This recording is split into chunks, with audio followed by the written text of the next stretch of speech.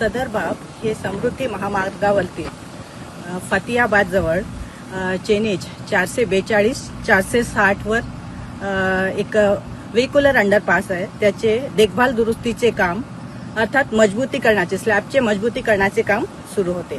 मजबूतीकरणाचे काम म्हणजे त्याच्यात ग्राउटिंग एक इपॉक्सी ग्राउटिंग प्रोसिजर असतात स्लॅबचे स्ट्रेंथ वाढण्याकरता. त्याच्यासाठी नोझल लावून ते काम करण्यात येते. काल रात्री 11:30 पर्यंत ते काम पूर्ण झाले. काम करताना प्रॉपर डायव्हर्शन वगैरे करण्यात आलेले होते व तेच नोझल सकाळी कट करण्यात येणार होते. पण अनावधानाने काही व्हेकल ते फर्स्ट लेन मध्ये गेल्यामुळे त्यांचे टायर पंक्चर झालेले आहे.